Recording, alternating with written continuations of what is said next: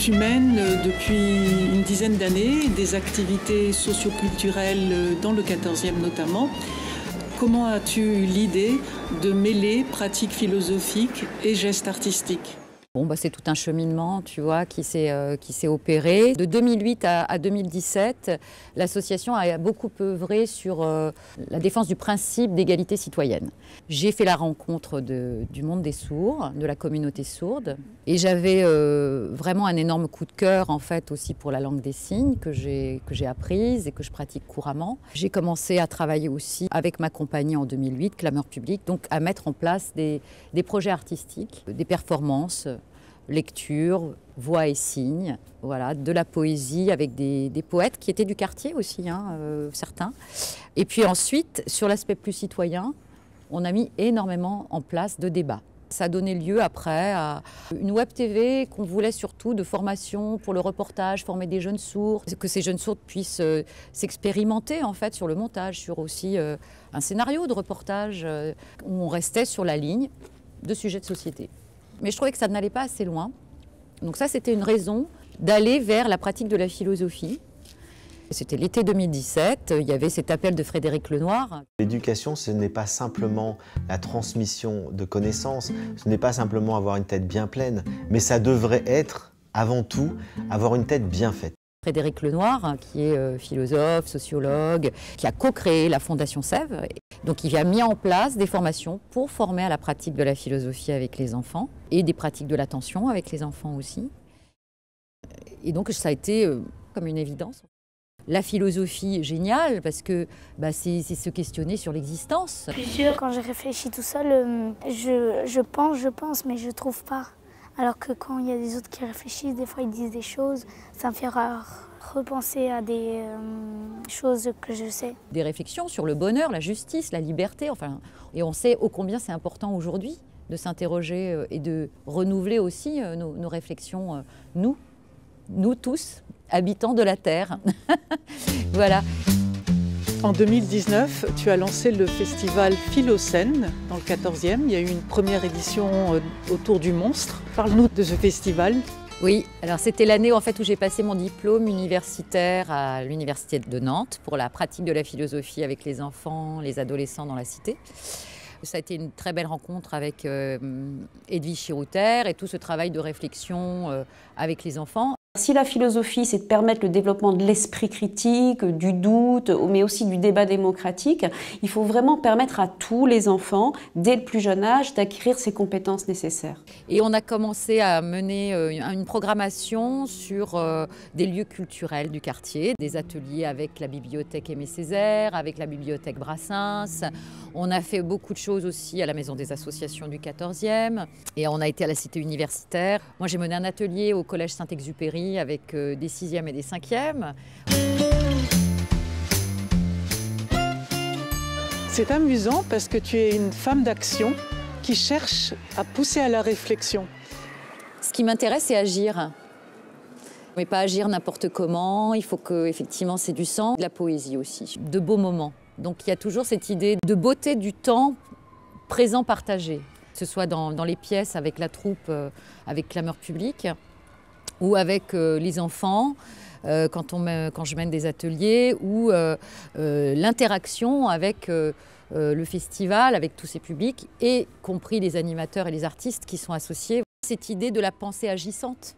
Je prends du savoir, en fait, dans le présent, pour agir avec les autres, et voilà, que ça me permette moi aussi de grandir.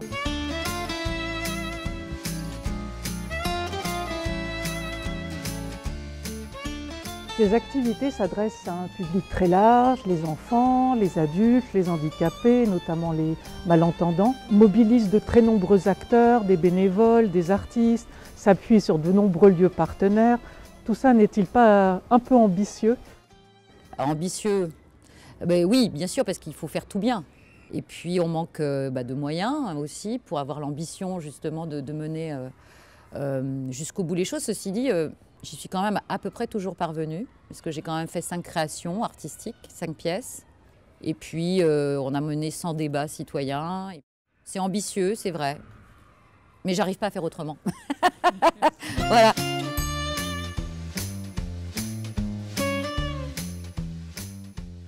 Parle-nous de Voyage d'un loup. Alors oui, Clameur Publique, c'est effectivement une compagnie que j'ai créée en 2008. C'est une compagnie qui mixte les comédiens professionnels, sourds et entendants. J'ai fait des adaptations à partir de textes existants, 4 fois. Donc j'ai choisi des romans jeunesse, des poésies, enfin voilà, je mettais en scène, selon mes goûts, des textes qui m'intéressaient. Et puis Voyage d'un loup, c'est tout un processus en fait. Il y a eu un accompagnement avec un jeune sourd et puis ça a donné une restitution très intéressante, inattendue. Enfin, je ne m'attendais pas même qu'on puisse aller aussi loin. Alors je me suis inspirée quand même de ce qu'on avait fait un peu ensemble, de certains personnages, on va dire de la complexité du jeu, de la relation amoureuse, de la question aussi des attirances sexuelles et amoureuses. C'est très important pour moi, cette pièce de théâtre. Je découvre mon écriture aussi, en fait. Il y a 2 comédiens extraordinaires, Virginie Baudet et Martin Cros, qui performent, il n'y a pas d'autre mot. Et puis je fais la scénographie avec Ladislas Rouge, qui m'accompagne depuis 6 ans dans la troupe. Et on a Maxime Niol en ingé son qui va aussi faire les arrangements musicaux.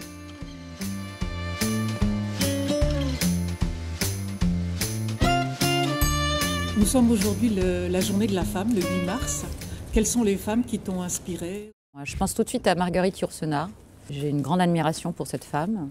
C'est une romancière extraordinaire.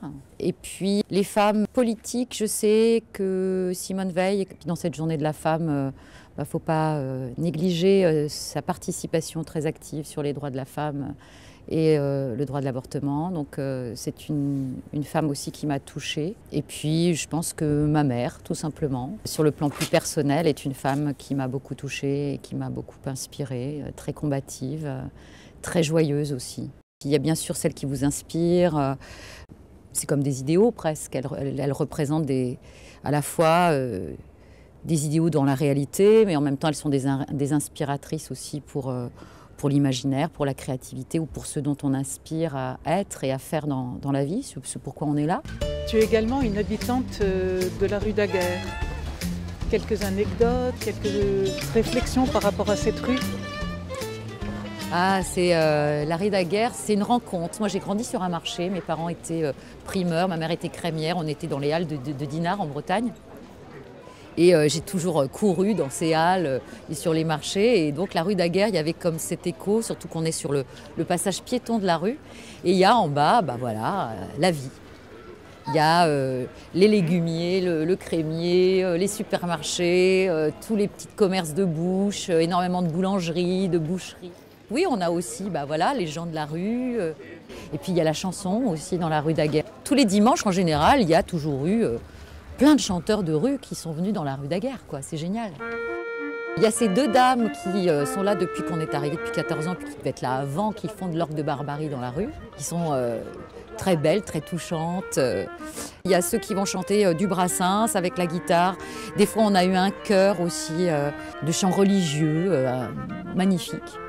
La fête de la musique s'étant complètement réduit jusqu'à plus rien l'année dernière. Donc c'est toujours très très plaisant de continuer à avoir quelques chanteurs comme ça qui viennent, qui résistent. C'est une forme de résistance de chanter dans la rue, je trouve. C'est un acte, voilà. Donc j'espère que le festival dans la rue pour Philocène, ce sera aussi quelque chose, voilà, si on arrive, hein, on ne sait pas. On est dans des situations là en ce moment avec la culture, le théâtre absolument terrible, lamentable même, parce que ça va trop loin, mais ça va pas durer, hein. Les artistes, on leur cloue pas comme ça, enfin on peut pas les empêcher de s'exprimer, de créer, puis on a tellement besoin de beau, quoi. En ce moment, on a tellement besoin de rêver, d'être inspiré, donc ça va changer, ça va bouger.